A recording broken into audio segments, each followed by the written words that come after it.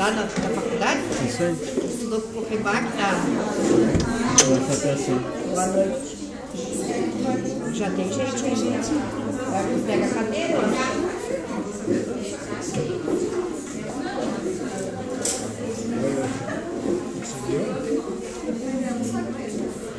É que esse pau seria muito bom se eu fosse ver todo, né? Né, arquiteto? Esse pau seria muito bom se eu fosse ver todo, né?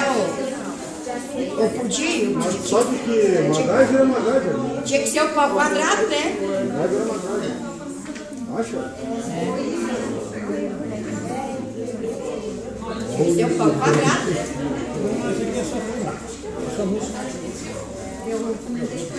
Oi.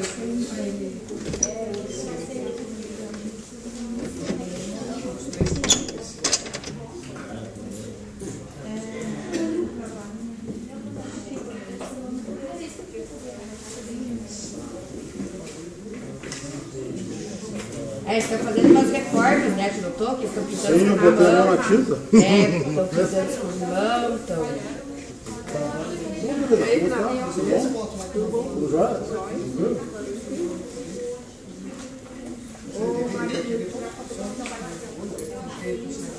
Estão arrancando, sabe por que eles arrancam, né? Porque se tu pisar e faz sujo, é porque ele tá... estudou e tal, tem que arrancar, tem que remover tudo, tá vendo? Tem que remover tudo. Para poder colocar de novo, tem que remover tudo isso aí.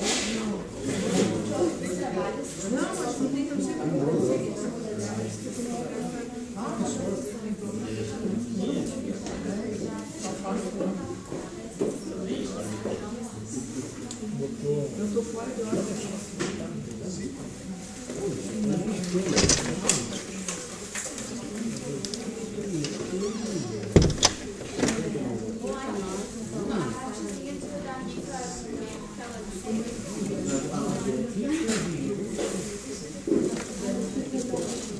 Essa garrafa é a tua? Aqui, Renatão, tá lá. Vamos estar com essa música. Mas com licença, Por quê? Foi pro saco? Não tem cabo? eu coloquei a... também.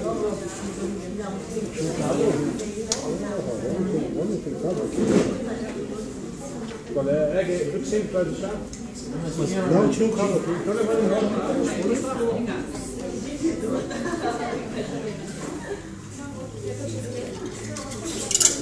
Aqui, ó.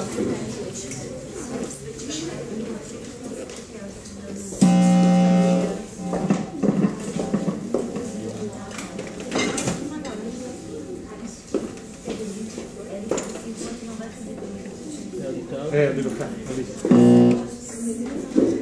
Vê se tu consegue.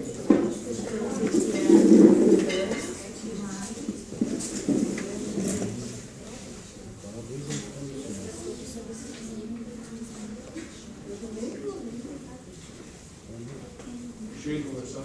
Boa noite. Ah, mas tá louco, se ficar até às 10, continua. Tem que botar as fofocas em dia, professor. As fofocas em dia. Boa noite. Sejamos todos bem-vindos. Então vamos lá, pessoal. Convido os irmãos, então, mais uma vez, a sentarem confortavelmente.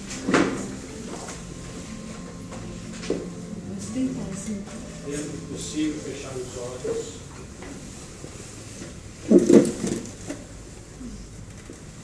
E vamos viajar mais uma vez em busca daquele lugar,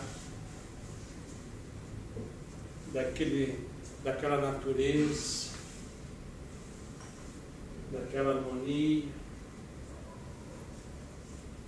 daquele sol que nos enche de energia.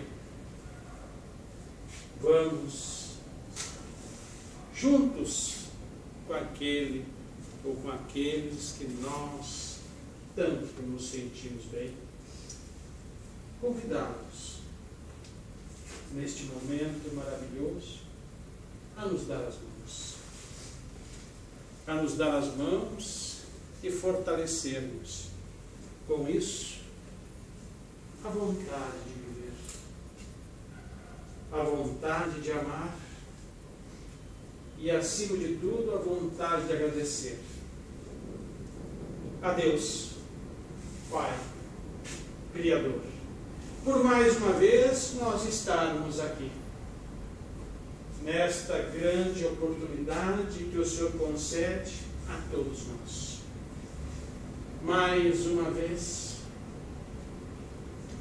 nós, nas condições de sonharmos e de te buscarmos. Obrigado por esta casa material maravilhosa que nos oportuniza este abrigo e esta sala confortável. E esta equipe espiritual maravilhosa que busca também nos assistir e nos amparar. E aquele irmão ou irmãos que vieram junto conosco a nível espiritual, buscando neste momento a oportunidade maior de, com certeza, pedir socorro, mas, acima de tudo, um colo, um carinho e uma esperança. Muito obrigado, Pai. Muito obrigado por tudo aquilo que o Senhor tem depositado em nós, na credibilidade e confiança, que supera, muitas vezes, e na grande parte das vezes, aquilo que nós depositamos em nós. E te pedimos humildemente que nesse espaço da tua grande misericórdia e bondade, na supervisão máxima de Jesus, possamos aproveitar ao máximo tudo aquilo que nos for ofertado, tudo aquilo que for nos oportunizado. E com isso, cada vez mais adquirirmos o hábito de dizermos a Ti: muito obrigado por existirmos dentro do Teu universo. E que assim seja. Que assim seja. O evangelho de hoje é o capítulo 16, desigualdade das riquezas. Desigualdade das riquezas é um desses problemas que se procuram resolver, se não se considera senão a vida atual. A primeira questão que se apresenta é esta: por que todos os homens não são igualmente ricos? Não são por uma razão muito simples. É que eles não são igualmente inteligentes, ativos e laboriosos para adquirir, nem moderados e previdentes para conservar. Aliás, é um ponto matematicamente demonstrado que a fortuna, igualmente repartida, daria a cada qual uma parte mínima e insuficiente, que, supondo-se essa repartição feita, o equilíbrio estaria rompido em pouco tempo, pela diversidade dos caracteres e das aptidões, que, supondo-a possível e durável, cada um tendo apenas do que viver, isso seria o aniquilamento de todos os grandes trabalhos que concorrem para o progresso e o bem-estar da humanidade, que, supondo-se que ela desse a cada um o necessário, não haveria mais o aguilhão que compele às grandes descobertas e aos empreendimentos úteis. Se Deus a concentra em certos pontos, é porque daí ela se derrama em quantidade suficiente segundo as necessidades. Admitindo isso, pergunta-se por que Deus a dá a pessoas incapazes para fazê-la frutificar para o bem de todos. E aí ainda está uma prova da sabedoria e a bondade de Deus, dando ao homem o livre-arbítrio, quis que ele alcançasse, por sua própria experiência, a destinação do bem e do mal, e que a prática do bem fosse o resultado dos seus esforços e da sua própria vontade. Ele não deve ser conduzido fatalmente, nem ao bem, nem ao mal, sem o que não seria senão um instrumento passivo e irresponsável, como os animais. A fortuna é o meio de prová-lo moralmente, mas como, ao mesmo tempo, é um poderoso meio de ação para o progresso. Deus não quer que ela fique muito tempo improdutiva e, por isso, a desloca incessantemente. Cada um deve possuí-la para experimentar servir-se dela. e provar o uso que ela sabe fazer. Mas como há impossibilidade material de que todos a tenham ao mesmo tempo, que aliás, se todo mundo a possuísse, ninguém trabalharia e o aprimoramento do globo com isso sofreria. Cada um a possui a seu turno. Quem não a tem hoje, já a teve ou terá em outra existência. E quem a tem agora, poderá não tê-la mais amanhã. Há ricos e pobres, porque Deus, sendo justo, cada um deve trabalhar a seu turno. A pobreza é para uns a prova da paciência e da resignação. A riqueza é para os outros a prova da caridade e da abnegação.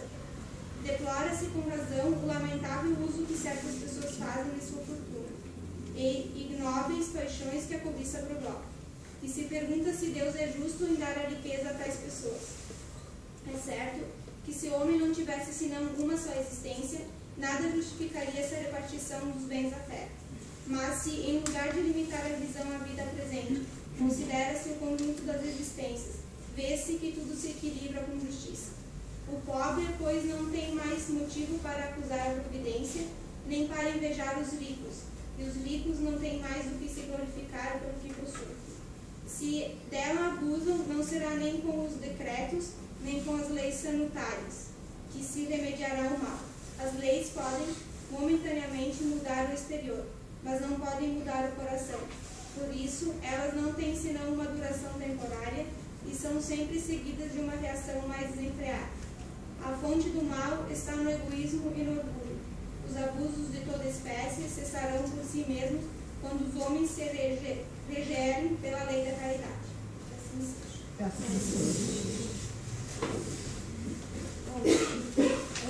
Eu acredito muito que a gente vem para esse plano em busca de um aprimoramento, de buscar um saldo com um irmão, de até mesmo auxiliar um familiar, um grande amigo.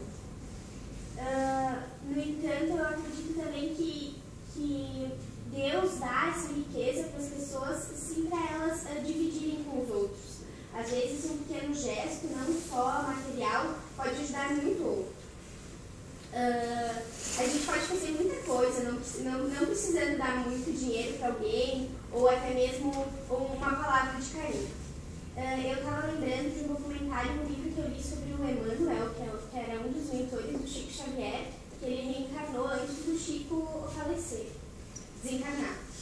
E o Emmanuel, ele veio em uma família muito pobre, para justamente provar que não precisa vir em uma família muito rica para fazer uma grande diferença. Eu acho que é isso que a gente tem que buscar todos os dias, buscar sempre fazer o bem para os outros, independente de como está a nossa situação social ou financeira.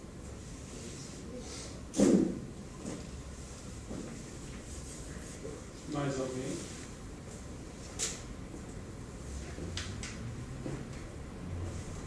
Ninguém mais. Seu Fábio, vamos mexer um pouquinho contigo. Bem rapidinho. O senhor é a favor dos jogos de azar? Não, já pratiquei, mas não me incluo. Não é a favor. Dona Suzana, tu é a favor dos jogos de azar? Não. Seu André? Dona Fátima? Eu não sou a favor, mas já joguei. Mas tu é a favor ou não? Não sou contra. De jogo de azar, quando quer dizer quando Jogo de azar é são usado jogos de loteria. aquelas maquininhas Tudo que caça-níqueis envolve um dinheiro que você pode ganhar sem terríveis. trabalho. Certo? Tu é a favor, Vanessa?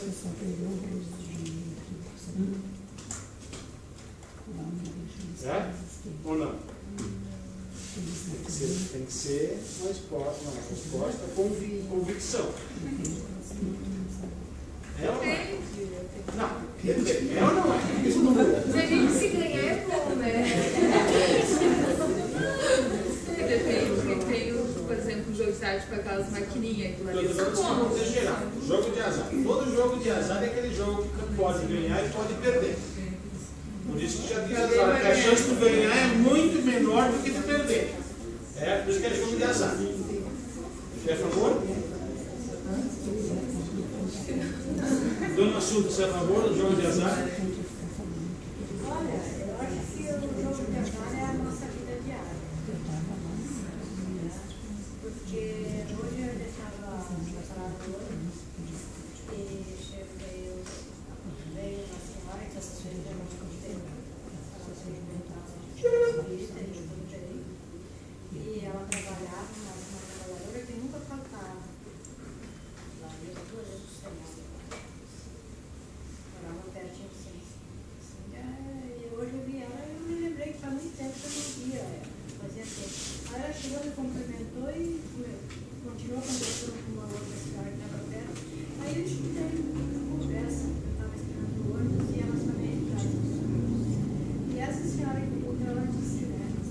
Eu sei que ela morava perto do centro espírita, então eu conheci a casa dela, que era de 2 andares, uma baita com uma garagem, devia ter os 3 carros lá dentro, os filhos moravam embaixo, a minha mãe morava em cima, então a família grande tinha que ter os 3 carros ali na casa dela. E ela era muito feliz, e ela, ali naquela ônibus também ela era feliz.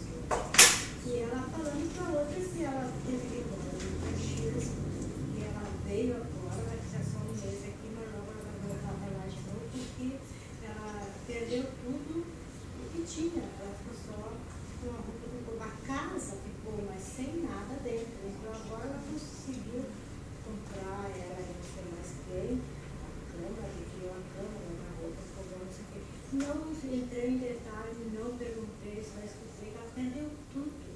Então ela falou que ela está fazendo acupuntura, que o médico que está tratando dela, o médico muito bom, e está levantando, e ela disse que vinha para Caxias, então ela deve estar na casa ali, porque ela está parada hoje é perto da casa. Aí o médico disse, quer para Caxias, vai, mas se tu sentir qualquer coisa em casa, tu sai ligeiro, pega o ônibus e tu vai, nem que seja para a praça, ver a pessoa passar e tu não fica dentro de casa, se tu sentir qualquer coisa.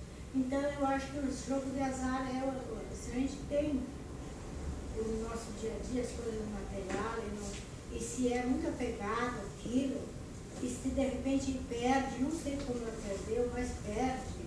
A gente pode perder o que tem na casa, com incêndio, qualquer coisa, e se a gente é muito ligado, a gente vai, entra em parafuso. E se a gente não tem nada e de repente ganha no jogo de azar muito dinheiro, uma bolada muito grande, também a gente pode entrar em parafuso. Então eu acho, eu não sou a favor de jogo, mas é uma coisa perigosa. No nosso dia a dia a gente tem que estar preparado para o jogo de azar, no dia a dia nosso. Quando se torna um vício, né? Então, se a gente não está preparado até o nosso dia a dia, E tu, dona Cláudia, o que tu pensa do jogo de azar? Eu penso que a gente tem o que a gente tem e tem que entender com o que a gente tem e não querer ficar jogando e gastar dinheiro nessas coisas porque não é nada. Eu acho, mas é verdade, eu acho que não é nada. Tu joga dinheiro fora, tu gasta dinheiro, tu nunca ganha, a gente sabe da roubalheira que é isso aí, e mesmo assim a gente tenta. E se a gente ganhar, a gente é capaz de perder a nossa encarnação inteira por causa disso. Então, melhor ficar assim. Eu conheço uma pessoa que ganhou na loteria, que não tinha dinheiro, que achou que fantasiou e foi gastando, que não sabia, que achou que nunca tinha fim, que hoje não tem dinheiro para pagar um cafezinho. E ganhou uma boa de uma bolada. E não perdeu a moral também? Porque tem os que perdem a moral, porque perdem a família. Porque perdeu a mulher, perdeu tudo. Perdeu tudo. Infelizmente. Porque achou que o dinheiro, que deu mais valor ao dinheiro, e achou que o dinheiro não ia terminar nunca. Não, mas será que não existe vários tipos de jogo de azar? Por exemplo, quando o chamista está jogando uma canastra? Acontece o seguinte, assim, ó, dentro da doutrina espírita, a doutrina espírita ela é enfática. Isso foi uma colocação feita por Divaldo, né, dona Assunta, que ele colocou, e o próprio Chico é exemplo disso, que em nenhum momento eles são a favor da casa, organizar qualquer rifa que seja. Nenhuma rifa. Porque para eles é jogo de azar. Por que isso? Porque você pode criar uma situação desconfortável se algum irmão da casa ganhar. E alguém morder o cotovelo, certo? Porque o que nós temos? Nós temos no plano espiritual, nós temos os nossos queridos irmãos mais elevados que nos assistem, mas nós temos aqueles que nos atentam, e justamente eles estão para nos testar, para ver até que ponto nós estamos dizendo amém, amém, amém, certo? Ou que assim seja, assim seja. Então o que acontece? Os jogos de azar, certo? Eles são, como diz a Cláudia, um fator de corrupção, certo? Porque dentro de uma sociedade que funciona com justiça, certo? Com deveres e direitos e com integridade moral, jogos de azar não se criam. Por que não se criam? Porque o ser humano, para nós todos que estamos aqui, aquilo que faz com que nós sejamos realizados, é quando nós conquistamos algo que nos dá sabor, nos dá desgaste, nos dá trabalho, mas também marca a conquista que nós fazemos. Tudo que vem fácil, vai fácil. Com certeza. Então, o que acontece? Se nós ganhamos um valor X, certo? Antes de ganhar, isso eu também fazia, e uma grande parte faz. Se eu ganhar, eu vou ajudar 300 crianças, 500 idosos, 1000 mães, não sei o quê. Depois que ganhou, a grande maioria, se fizer isso, está usando mal o dinheiro. Porque não é assim que você vai socorrer as pessoas. Porque nós trazemos na nossa bagagem, certo? Algo chamado preguiça, certo? Que todos nós temos. E quanto mais a vida é confortável, mais nos dá preguiça. Não é a preguiça na concepção da palavra, é a nossa vida sedentária, é a nossa vida bitolada, é a nossa vida isolativa, certo? Agora, quando nós temos dificuldades e ela nos impõe nós buscarmos, superá-las, nós precisamos unir forças. Precisamos tolerar os nossos irmãos como eles nos toleram. Nos aceitam e nós temos que aceitar. Vamos buscar unir as forças e as cabeças para pensarmos em alternativas. Essa semana eu estava vendo uma reportagem magnífica, fenomenal a reportagem, que também estava no jornal local, mas saiu lá, não me recordo que país, que essa é na Europa, Estados Unidos, que um grupo de jovens descobriram uma forma de criar energia renovável e não poluidora. Com o quê? Com as pessoas caminhando. Então, nós caminhando em certa área, o nosso atrito, os nossos pés em movimento, criam um fator energético que gera energia pura, limpa e sem barulho. Certo? Por que isso? Porque existe uma necessidade de criar-se energias alternativas que não agridam o nosso meio ambiente e principalmente a nós. Então, isso é uma forma.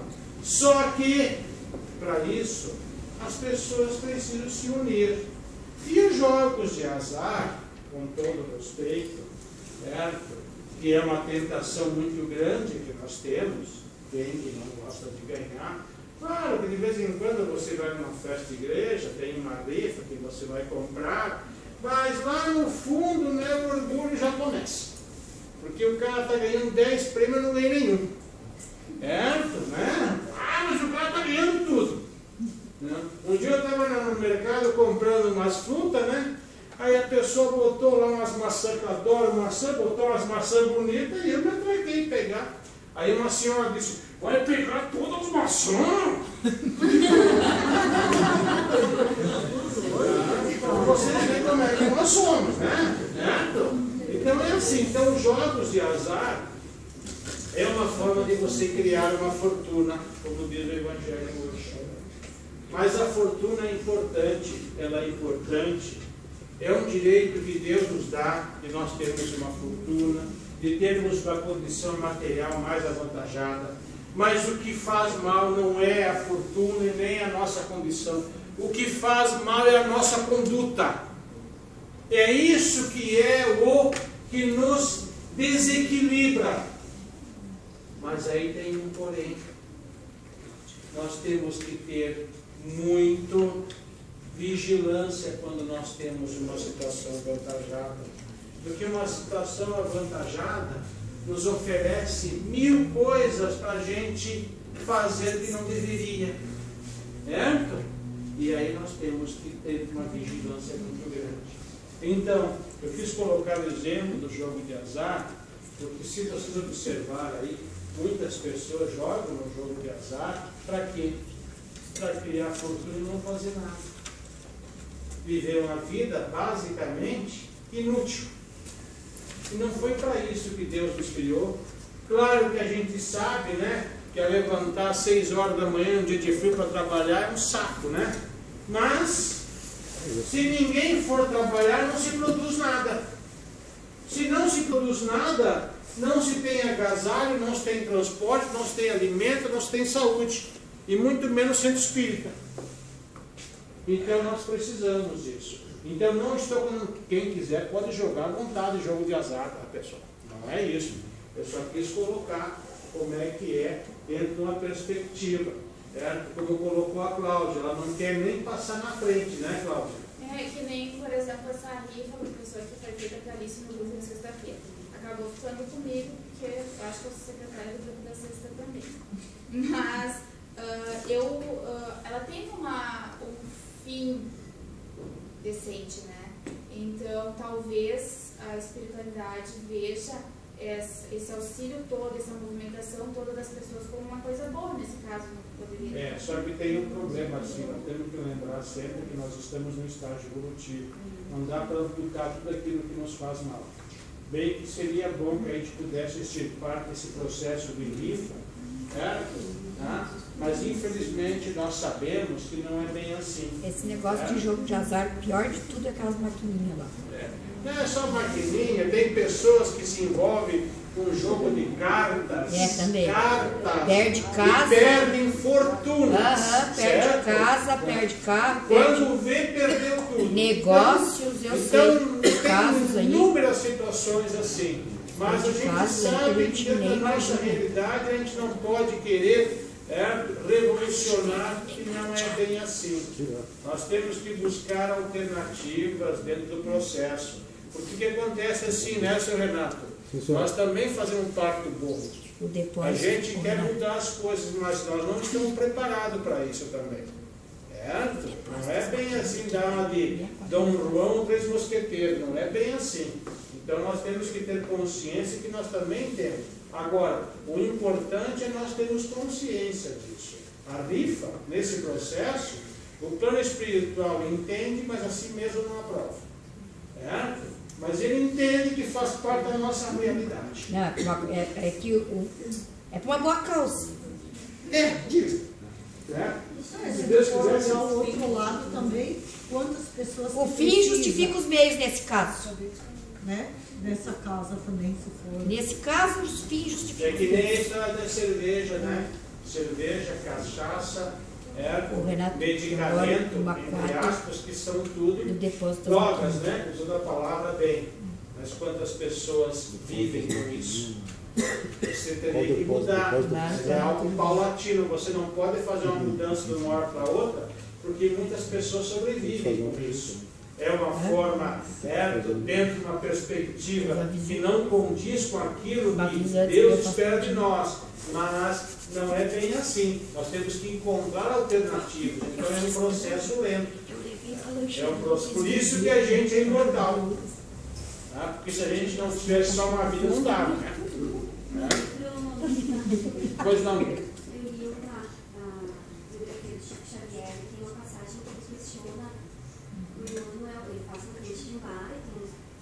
de homem jogando sinuca e questiona.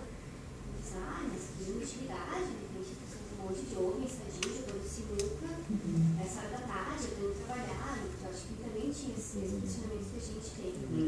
E ele diz, não julgue, porque se eles estão jogando sinuca hoje, se a opção deles é jogar sinuca, era porque eles poderiam estar se drogando, ou estar roubando, ou estar fazendo. Então não questiona. Deixa, eles tiveram vida livre de estarem jogando, mas talvez o caminho deles tivesse bem pior se eles não tivessem encontrado um meio de sinuca. Isso aí. Então eu acho que é tudo uma questão de vida livre. Não é o fato de liberarem as drogas e sair fazendo que todo mundo sai se drogando. Ou liberarem os jogos e sair todo mundo jogando lá no caça-níquel. É tudo vida livre. Se sempre Claro que não é mais fácil. Só se é real possível. Só um pouquinho, Zé. Mas se tu tem ali na tua frente, tu te questiona se é certo ou errado, se tu vai fazer ou não vai, eu acho que é aí que está o processo de mente. É saber dizer não, mesmo não deixa vontade de fazer. Até porque, eu coloquei, o plano espiritual está ciente da nossa realidade. O plano espiritual, as obras que nós temos, elas buscam, as obras dos profetas, do Chico Xavier, de Valdo e outras tantas, elas trazem para nós um manancial de conhecimento. Elas buscam nos orientar. Agora, depende de nós. Certo? E eles não ficam ali dizendo escancaradamente que tu está errado. Não é isso. Isso é uma opção tua. Agora, eles também avaliam. O fulano está ali jogando sinuca, como ele colocou. Ele podia estar muito bem se drogando, assaltando, fazendo outras situações mais degradantes. Então, se existe, ele está realizando algo que é uma situação que não condiz com aquilo que nós deveríamos fazer, mas não é tão grave que nem outras que poderiam estar fazendo, então deixa quieto. Deixa quieto e não cutuca. Certo? Porque não é bem assim, nem nós falamos. Reúne pessoas para tomar cerveja e comer churrasco. Comer carne e beber. Mas se eles estão lá dando risada num lugar isolado, não estão incomodando ninguém, é uma liberdade que eles têm. Certo? Então é uma condição que tem que analisar sempre. Pessoal. Quem é que está começando hoje? Levante a mão, faz favor. Vocês duas? Tu também, né? Está levando o braço também, né? Repete o nome do caçador. É Juliara. Juliana. Você frequenta a casa há muito tempo, Juliana? Eu venho de vez em quando, de sábado. Já participou de algum grupo de estudo? Não, primeira vez. Primeira vez? Veio por vontade ou por necessidade? Por vontade. Sempre tive vontade de participar, mas não tinha muito tempo, dava trabalhada. Tem hábito de leitura? Tenho, leio pouco, mas eu tenho. Que bom, seja bem-vindo. Você, querida? E aí, tem situação?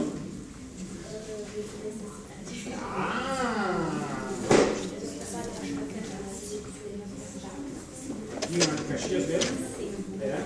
Na época?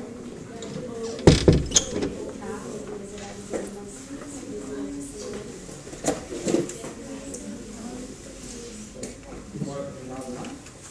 Na época? Nossa, que graça, tá, hein? Trabalho? Poxa, bem-vindo. Também lavado, mas não esqueci.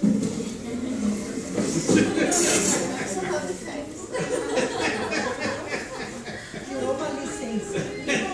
Meu nome é Sidney, eu frequentava o grupo do Nereu até ontem. Isso, agora a partir do objetivo eu preciso frequentar na quinta. Ou no sábado, como no sábado para mim foi difícil.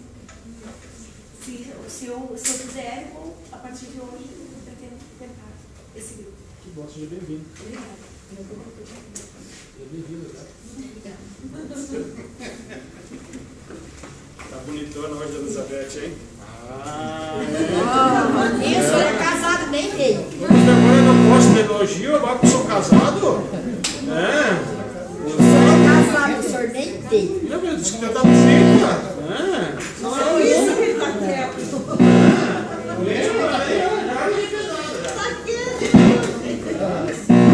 Assim, ó. Como é que ficou aquelas questões lá para fazer a gincana? Tá. Então assim, ó, vocês lembram daquelas questões para fazer a gincana, lá nas perguntas do livrinho azul? Sim. Para quando é que era? Hoje todos fizeram? Não. Quem disse não? Então assim, ó pessoal, vou dar uma canja para vocês, tá? Vou dar uma canja para vocês.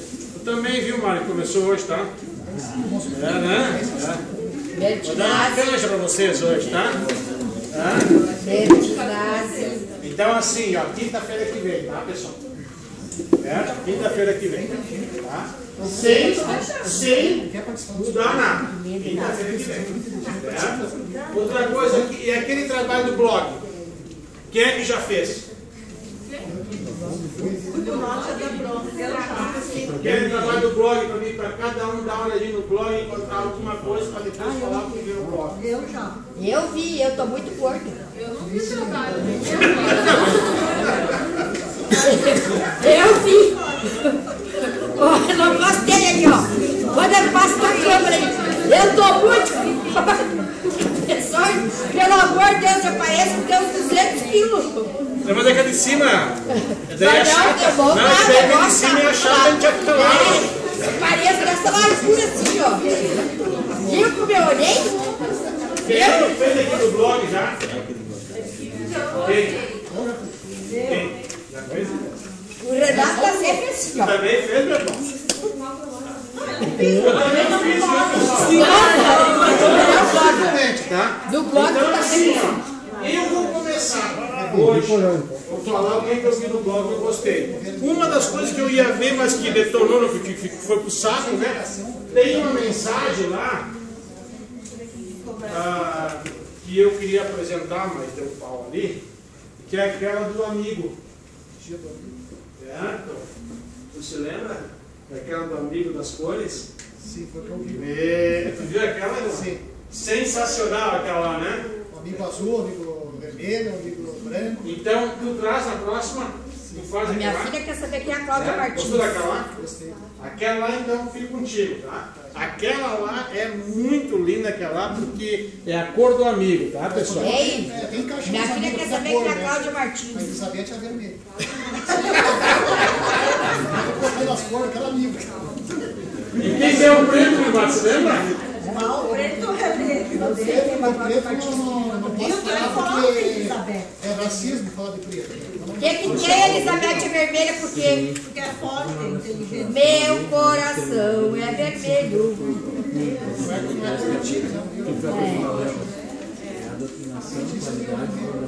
Tu conhece, sabe o que é essa música? É do boi. Tu conhece lá, Renato, do meu boi lá? Quem canta essa música é o cara cego, tu já viu? Então, assim, ó, pessoal, vou começar comigo, tá? Daí a Fafá de Belém regravou. Ah, tá. Isso É o boi azul e o boi vermelho. Que eles disputam. É que assim, na realidade, a gente estava nesse livro, como é que funciona agora? Eu descarto ele no momento e... Não descarta, não deixa ele suspenso. Porque nós estamos terminando o livro vermelho. Tá. E o azul a gente tinha terminado no... Não, mas é que a gente vai fazer uma gincana. Ok. É só porque tem muitos irmãos que estão começando agora, então como nós não temos condições de estudar o livro azul, então nós vamos fazer uma gincana que daí possivelmente a gente faz uma revisão rápida. É, tá? E um livro bem fácil, você só pode ler em casa, mas só fazer uma interação. Porque tanto um como o outro eles não são livros difíceis. É só mais dar uma pega assim, um cartão postal. Do Espiritismo, para o pessoal ter uma noção. Então assim, ó pessoal. Depois que estão começando a certo? O que acontece? Nós temos um blog, né? É garantido. O grupo tem um blog na internet. Então, como o pessoal aqui tem uma maravilhosa vontade de olhar o blog, né? Então a gente fez assim, cada um vai no blog, quem tiver condições, e vai escolher um item primeiro lá, e vai trazer na aula e vai comentar. Porque como o pessoal tem uma assiduidade para ver o blog, assim, fenomenal, então a gente faz assim para poder ficar melhor, né, dona Denise? O que a senhora acha? Professor, mas eu reclamo.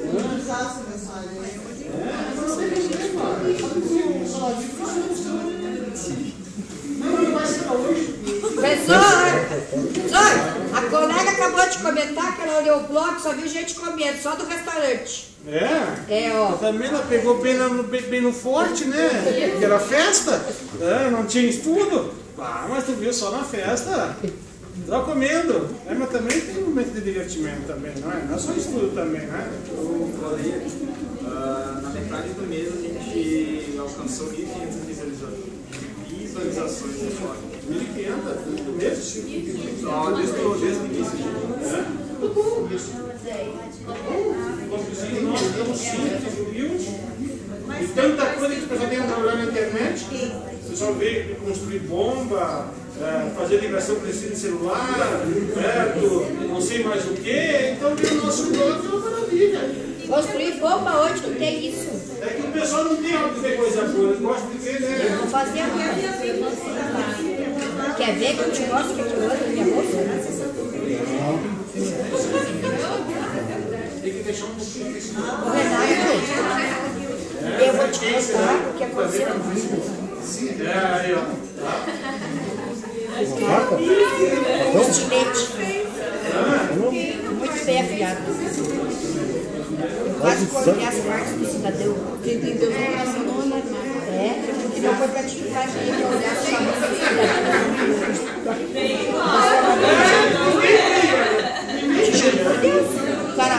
Assim, ó, pessoal. Nosso boy trazer nosso almoço. Assim, então eu assisti a aula do dia 12 de julho, que por sinal, para quem se lembra, se eu não estou errado, foi a última aula ou a penúltima aula Aquela que eu assisti hoje. que o Mauro estava. Certo?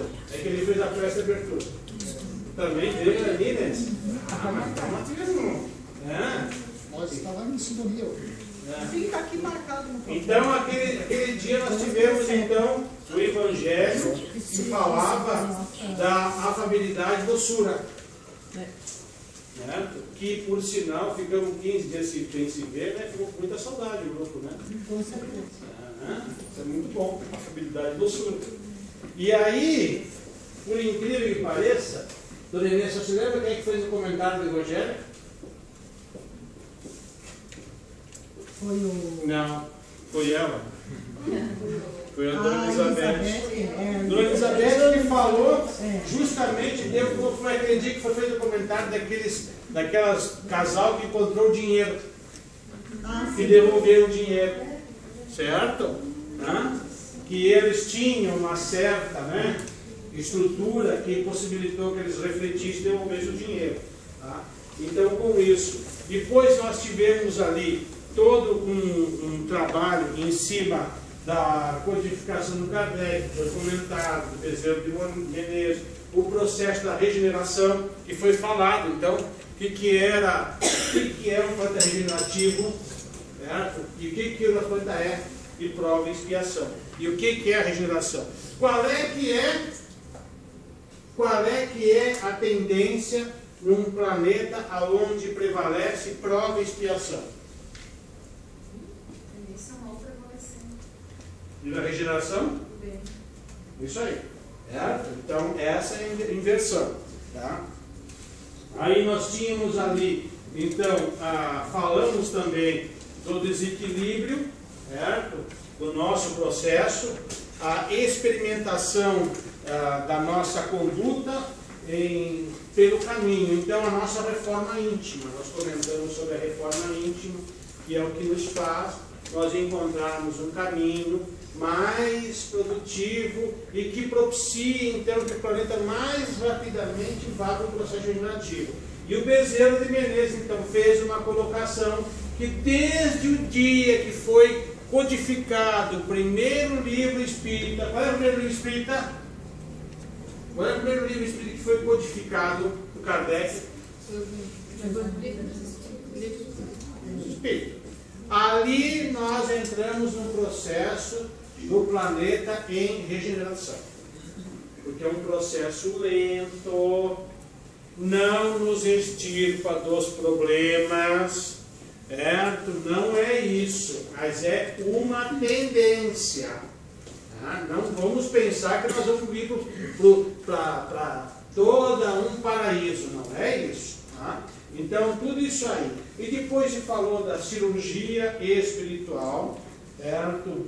E também foi falado da mediunidade, da cura com a mediunidade, da cura espiritual, tudo foi falado naquele dia. Foi uma aula assim muito dinâmica, certo?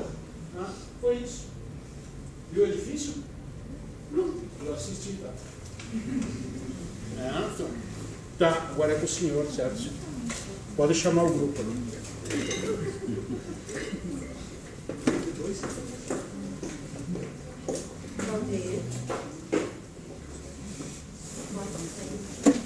Pode. Viu, Cláudio? Ela vai sair, tá? Outra coisa, aquele dia também foi falado que eu tenho que pedir licença para a secretária, tá? Tchau, tudo de volta. A Cláudia que liberou da varanda, então? Sim, agora a Cláudia sim. A varanda de estrutura é ela. Tudo com ela. Não foi falado não sair para não tomar passe lá embaixo. Isso também passa, tá, pessoal? Não precisa tomar passe lá embaixo, só se for em tratamento. Certo? Pessoal, então eu refiz o cronograma ali dos capítulos do livro A Mediunidade Sem Lágrimas. Então hoje a gente vai apresentar a doutrinação, qualidades de um doutrinador e o centro espíritas. Aí o restante a gente teria mais 3 encontros para terminar o livro. No dia 4 de outubro, o grupo 7 e 8 faz parte da apresentação. No dia 11 não vai ter aula, né? Dia 4 a gente não vai fazer a gincana e esse comentário do blog. Não vai dar tempo, eu acho, para você apresentar 3 grupos. Não, mas quando? Dia 4. Não, dia 4 a gente não a gente vai ter que trabalhar em cima daquela gincana, né? Tá. Então pularia para o dia 18, dia 25. É que nós temos todo mês de novembro aí. Não se preocupar com isso. Tá. É. Então hoje a gente vai dar sequência. Não tem.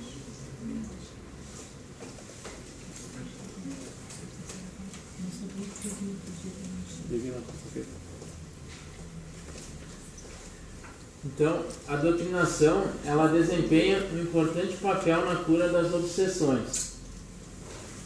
Doutrinar é demonstrar ao espírito obsessor o mal que ele está praticando e nenhum proveito que está tendo com o seu péssimo modo de agir.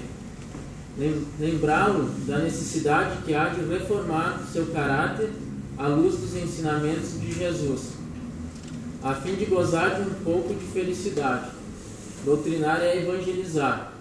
Para que um espírito seja doutrinado, é preciso então que ele se comunique por meio de um médium falante. O doutrinador então ele entabula a conversa com ele e durante a palestra ele o estimulará a se regenerar, estudará suas intenções e procurará desviá-lo dos seus maus propósitos. Uma tarefa penosa, longa e fatigante. Então, raramente o obsessor ele resolve abandonar sua vítima logo, durante as primeiras sessões. Então não devemos desanimar. A força de ser envolvido pelos benéficos eflúvios da prece, auxiliado pelo seu anjo da guarda, reconhecendo o erro em que laborava. O espírito obsessor ele acaba cedendo, e agradecido ele pode se tornar então um dedicado amigo e colaborador. E a obsessão cessa. Não julguemos, porém, que se não fossem doutrinados pelos encarnados, os espíritos inferiores deixariam de progredir. Então, há no mundo espiritual escolas onde todos aprendem a seguir o reto caminho e instrutores dedicados, que guiam os espíritos atrasados. Se o Senhor permite que haja a comunicação de espíritos, é para que sirvam de lições a nós, encarnados, a fim de que aprendam a evitar os erros que lhes acarretarão as funestas consequências observadas nos espíritos sofredores. Então ele quer dizer que para doutrinar é preciso nós ter uma coerência comportamental e cultivar os bons pensamentos. Desta forma, então, quando o doutrinador estiver auxiliando aquele espírito sofredor a livrar-se de seus maus pensamentos e suas paixões inferiores, ele deverá não apenas então estar intervindo, mas sim vivenciando os ensinamentos de Jesus. Então, se ele não vivenciar os ensinamentos de Jesus, os bons pensamentos, ele não vai conseguir ajudar aquele espírito obsessor. Para fazer a doutrinação é importante estar preparado e fazê-la em um centro espírita, junto aos dirigentes. Como foi citado no texto, então, é preciso um médium falante para que o doutrinador se comunique com o espírito sofredor.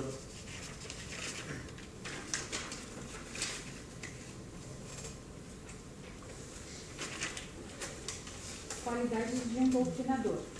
O doutrinador é a pessoa que doutrina, é o organizador da sessão e a ela preside. É também um médium do qual se servem os espíritos educadores para ensinarem e corrigirem não só os desencarnados, como também os encarnados.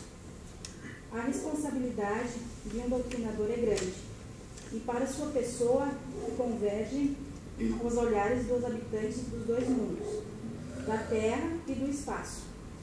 Por isso, qualquer falha em sua vida repercutirá infalivelmente nos trabalhos espirituais que realiza. Por conseguinte, terá de viver pura, reta e dignamente, cumprirá religiosamente com todos os seus deveres espirituais e materiais que sua condição de encarnado lhe impõe.